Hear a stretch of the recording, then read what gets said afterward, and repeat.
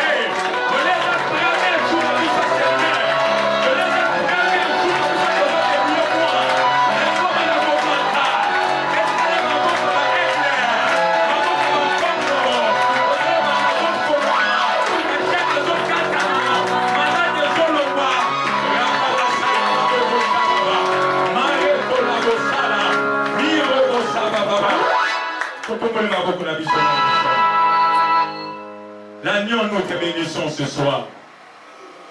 L'agneau, nous te bénissons ce soir.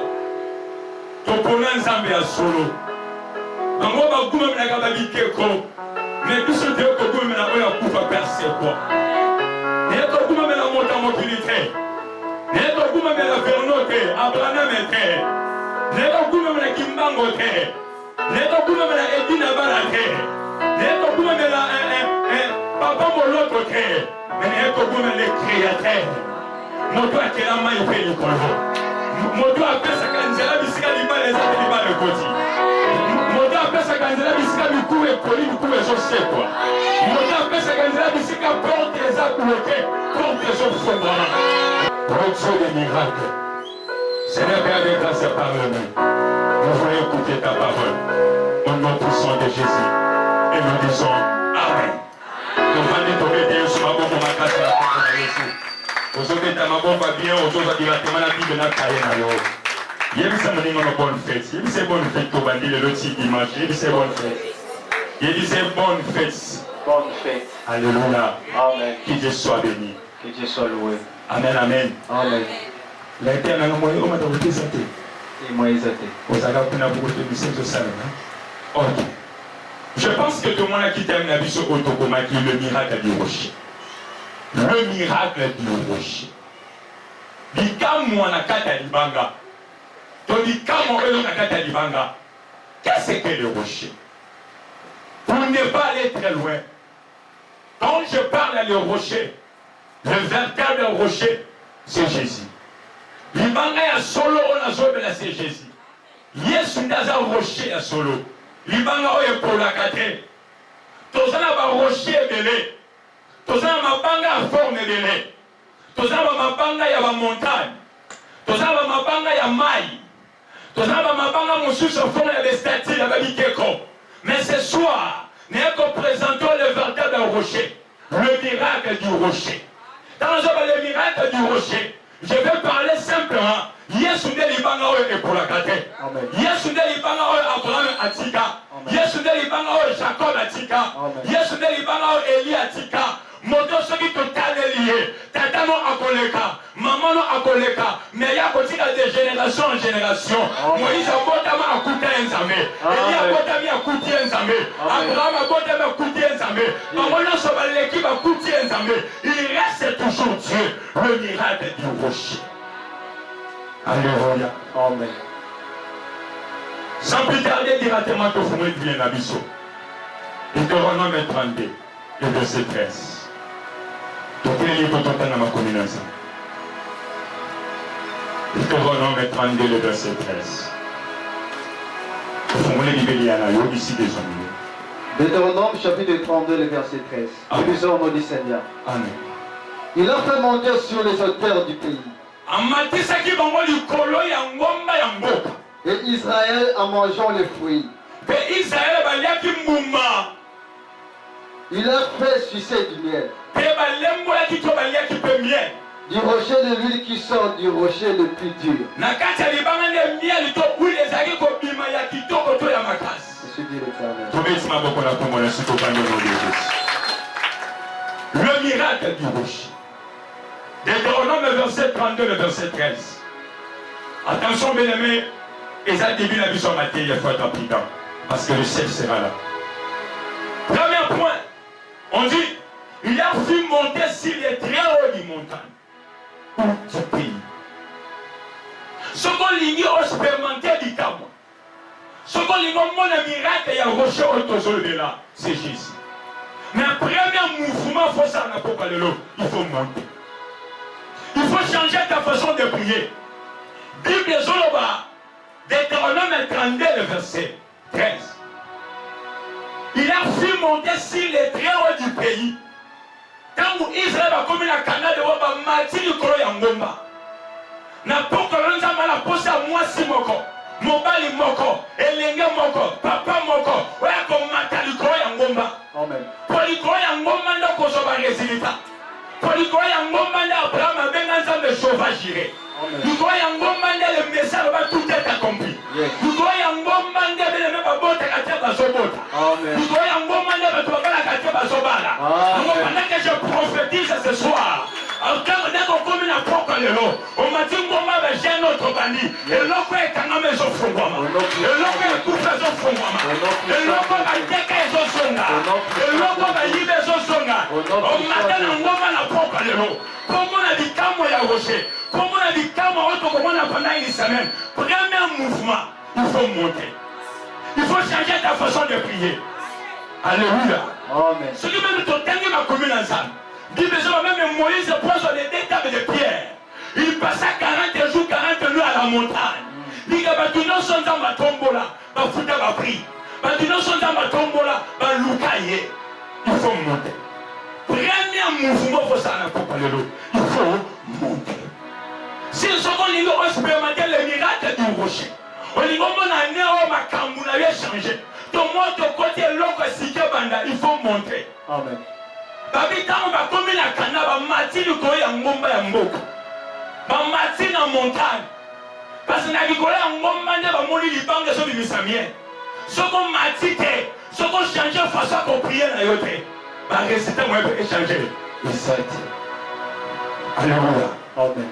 Deuxième attitude, la Bible dit voici vous serez devant le rocher. Deuxième point, vous serez devant le rocher. Ou vous resterez devant le rocher. Exode 17, le verset 6. Paul chapitre 17, le verset 6. Amen. Voici, je me tiendrai devant toi sur le rocher des robes. Nakotela maliboso na yo ya libanga. Nakotela maliboso ani ya libanga. Soko ni momo na nzambe fotele na présence na ye. Miracle nzambe ya kalibanda nzambe te. Yes. Nzamba zoebisa Moïse, je me tiendrai devant le rocher. Je vais dire à quelqu'un ce soir, olingi o expérimenter du loko na nutomona. Balukango libanda na nzambe te. Il faut rester devant la présence de Dieu. Oh, parce que Bible va dans sa présence. Quelque chose, ça passe toujours. Et moi, il y a un propre le temps de l'eau exoneka. Dans le moment où on changer. Dès qu'il y a un propre le il y a une présence naïe. Tu es devant le rocher. Yes. Le rocher que je te parle, ce n'est pas un prophète. Ce n'est pas un apôtre. Mais il s'appelle Jésus. Il s'appelle Adonai. Il s'appelle le Créateur. Il s'appelle le chemin. Il s'appelle la vie. Il s'appelle le sauveur. Ça veut dire, je me tiendrai devant le rocher. On a ensemble à jouer de Moïse. Après tu frapperas sur le rocher. Après tu frapperas sur le rocher. Au moment où on a dit qu'on ensemble, qu'on loue quand on peut en engager, qu'on loue quand on peut en écouter, il faut rester devant la présence de l'Éternel. Amen. Alléluia. Miracle nzambe yaka na boîte de nuit. Miracle nzambe yaka na zikida te. Miracle nzambe yaka na balabala te. Miracle nzambe yaka toujours dans la présence de l'Éternel. Je me tiendrai devant le rocher. Mais il y a encore quelque chose aussi, madame. Babi, il fit sucer le miel du rocher. Et Deutéronome 31 verset 13. Babi, tant va comme la cana, le miel y a rocher. Qu'est-ce que le miel? Bana Israël va continuer à Cana. Bisika va mon mer rouge. Bisika va mon man. Man na Cana et Longwe. Babi ka deuxième dimension ya miracle. Je vais dire à quelqu'un ce soir. Biloko au monde qui lobi le au monde en côté. Pour anzama monotomité. Ayobana ya sabia. Anzama monotomité. Amen. Na Bible biloko le loko au monde en côté. Quand on va commis la Cana, on va mon man va mon miel. Des choses si graves. Miel en go et du mapina libanga. En réalité, miel les a 47. Aïe, aïe, aïe. En réalité, miel les a 47. Mais ces jours, il y a miel et il y a Nazwa biso na popa le rebelle amen ati. Amen. Ici quoi c'est la bikamo de yamba bikamo. Ici quoi je parle comme un prophète. Ici quoi c'est la bikamo de yamba bikamo. Ici quoi c'est ni tata yeso apa sur la terre. Ici quoi c'est ni ndoko ya sénateur yeso apa sur la terre. Ici quoi c'est ni maman yeso apa sur la terre. Bango basela bikamo ya rochete parce qu'on a été miel les 47. Et là, dans ma commune à Canada, Deutéronome 32, le verset 13. Je prophétise le Ibo Tamoko. Ici, qu'à célébrer Zalaka. Ici, à Kindoke Zalaka. Malade Zalaka. Allez, voyez ma miel. Allez, voyez ma miel. Allez, voyez ma miel. Le miracle du rocher. Acclamé pour l'éternel. Amen. Je prophétise ce soir. Ce qui t'attend mon angoloute. Loko mon angolo. Yes. Ce qui maman mon angoloute. Loko mon angolo. Yes. Loko Moïse mon athée. Ne yoko mon angolo. Moïse mon miel ya rochete. Ah, est-ce que tu n'as pas avancé? Moïse mon miel ya rochete. Moïse mon miel ya rochete. Moïse mon maille à libanga. Mais toi tu vas vivre le miel. Loko tata moi de mon yango. Tando mon yango. Nana dimension maïté. Dimension maï. Namona tata. Namona Moïse. Mais chaussé. Je veux voir. Loko Moïse à mon athée. Je prophétise.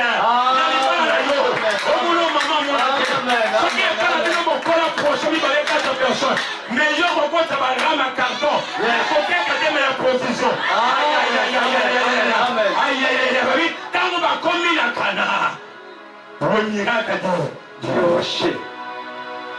Ici, on a maille. Parce qu'on a dit que les bancs ont mis ça comme maille. Parce que leur maître Moïse, dans Exode 17, verset 6, on dit Moïse frappait sur le rocher. Quand Moïse a frappé sur le rocher, c'était l'eau qui sortait sur le rocher. Mais chose grave, Israël au Canaan n'a pas frappé sur le rocher. Aïe aïe aïe aïe aïe. Qui comprend ce que je parle? Qui comprend ce que je parle? Je prophétise. Yokobi a loité.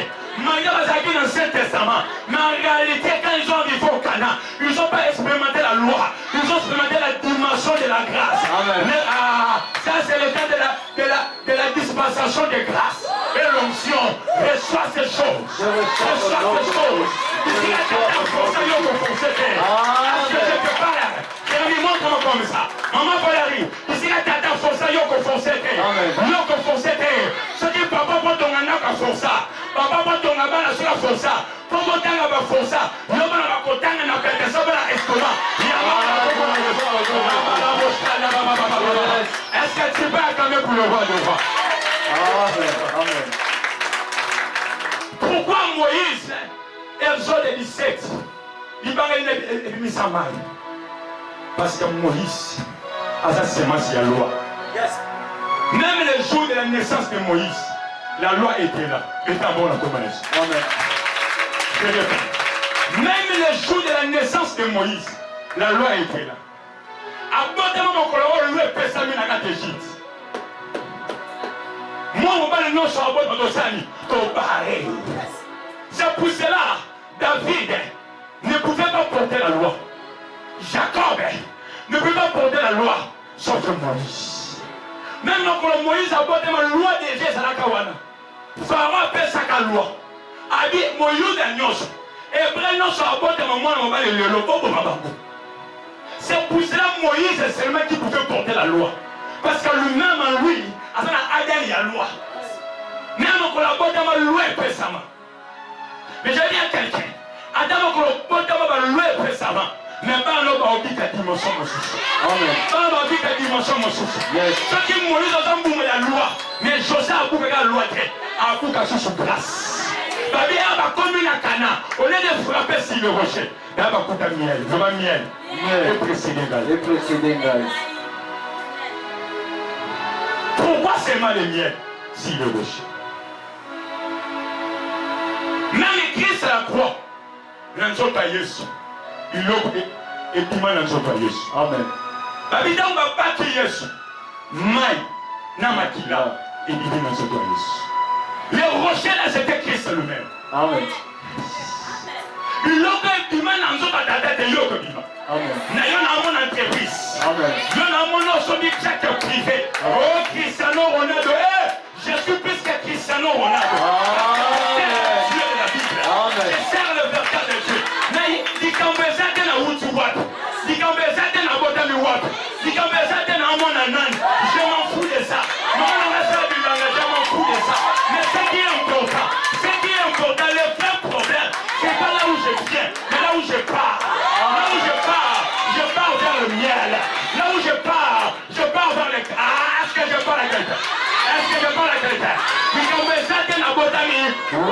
Mais le vrai problème, non, c'est que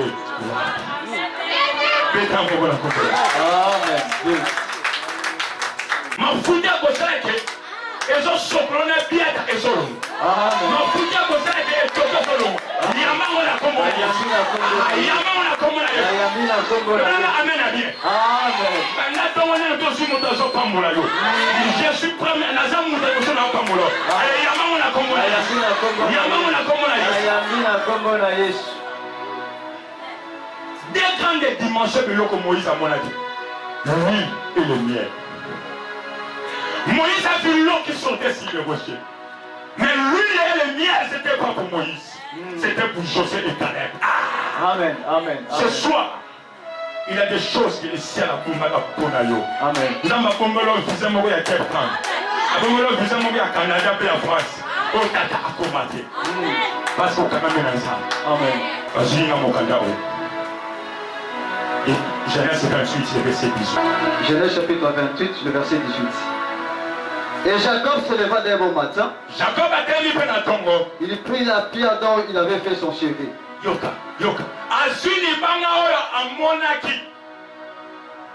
Il y dressa pour monument. Akomisa mon monument. Beta mona komona Yesu. Amen. Amen. Il versa de l'huile sur son sommet. Asopini likona ngo. Asopi mai. Asopini. Mafuta. Le balelo mafuta. Mafuta. Le balelo elika mafuta. Le zali kama mafuta. Somo muni l'église ozokende. Libanga ezate bima. Église ya solo ezaba batimate. Eza libanga. Amen. Jacob a dit à ce libanga comme son monument. Nalingi na papa lelo, on komisa le rocher monument na yo. Nalingi na moto moko tango bima lelo okay na libanga tina mutuka na yo. Amen. Tina naku na yo. Tina shamba na yo. Tina bilanga na yo. Tina mosala na yo. Ayo bana mena pe. Amen. La prière que Jacob a dit c'était Christ lui-même. Amen. Sommes une église et par exemple la prophète pour les Kalibanga Bima. Sommes une église où on a tata, où on a maman, na la lobby tata, na moni tata, abîmé la photo. Non, l'église est le vertèbre tata, il s'appelle le rocher. Il s'appelle le rocher. Il s'appelle le rocher. Nous sommes pour célébrer le rocher. Le miracle du haut. Le rocher. C'est-à-dire à ceux qui parlent comme son monument. Abandi Kotoré Libanga. Tout ça pour t'adorer. Amen. Deuxième dimension, à ce oui. Asso. Oui. Oui. À Sopi. Asso. Ouais, la somme. Somme. C'est prophétique. J'ai envie de dire simplement, Libango, c'est toi le roi des rois. Amen. À ce oui, la Sopi le roi Libanga. N'a qu'à la bigi des miracles. Le miel qui sortait ici, le rocher, et l'huile qui sortait ici, le rocher. N'importe l'autre qui s'annonce, il faut donner un parfait. Toi, tu as vos francs. Toi, tu as miel. Toi, tu as huile. Toi, tu as le Corani. Le rocher. Par là, je vais dire quoi? Il faut le pas adorer ça. À ce où la sauté, moi, le Corani. D'abord, Jésus. Dans quatre églises, il faut d'abord t'adorer ça. Et ça qui signe adoration à Jacob, c'est toi le roi de roi. C'est toi le Messie. Même ceux qui disent à l'objet, si tu me bénis, quand on a Kosonga, en réalité, Jacob a il voyait un homme qui était caché sur la pierre, qui s'appelle Jésus. Parce que Genèse 28, verset 11 à 12, tant où Jacob a fait le voyage, Allah il connaît à Libanga. À mon ciel, à mon ange. Chose grave. Au bout de la qu'on les capémé, il va aussi aveugle. Amen.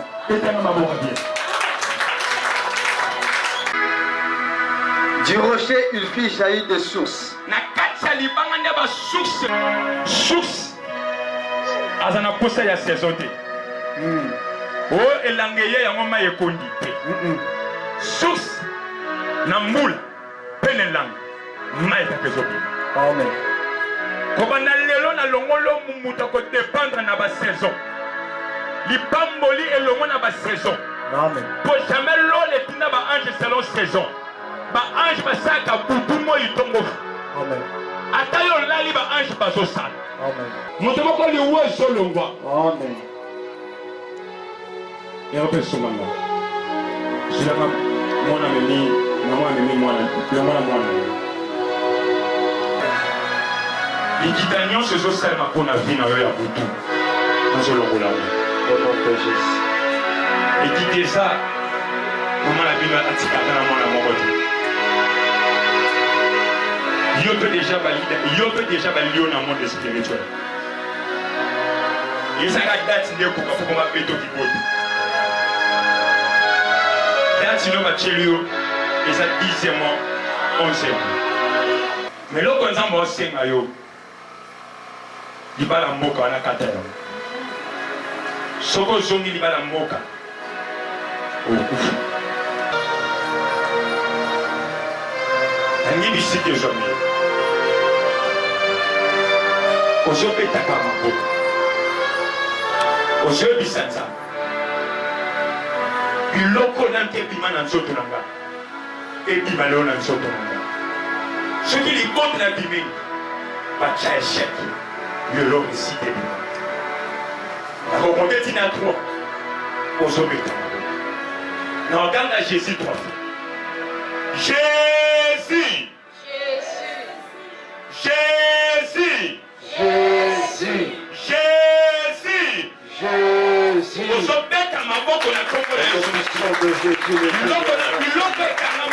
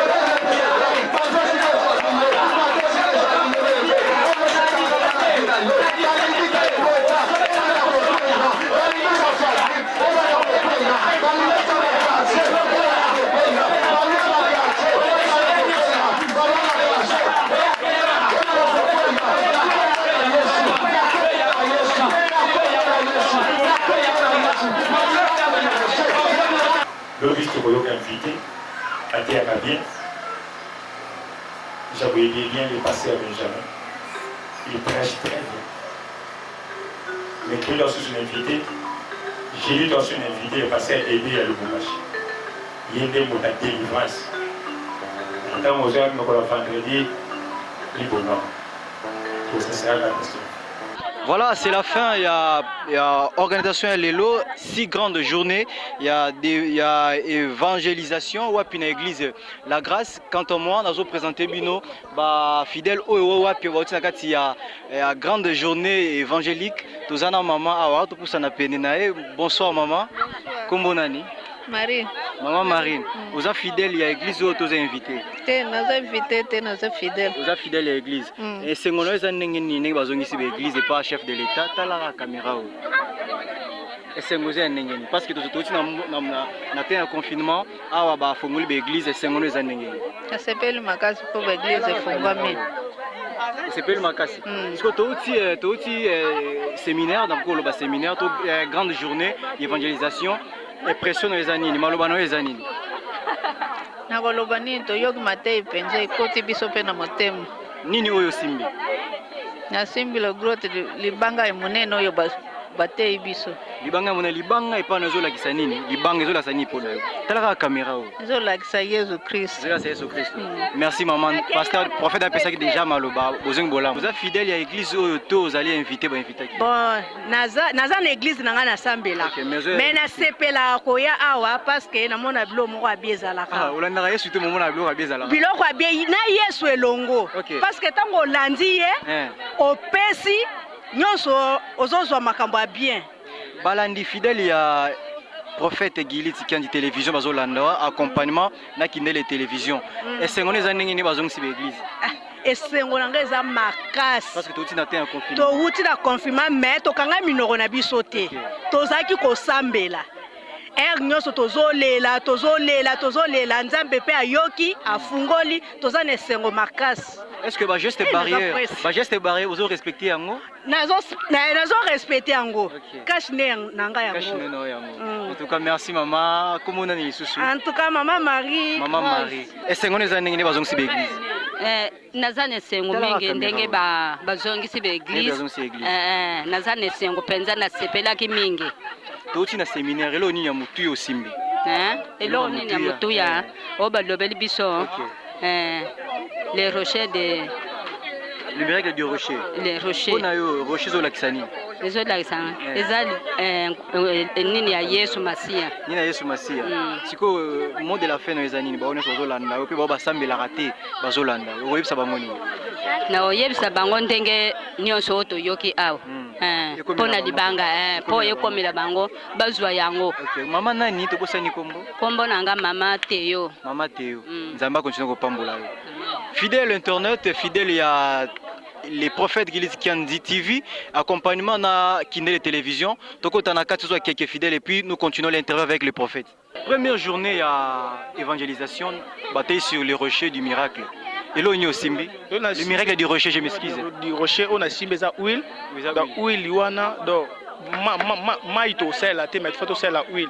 Huile pour nous symboliser ni.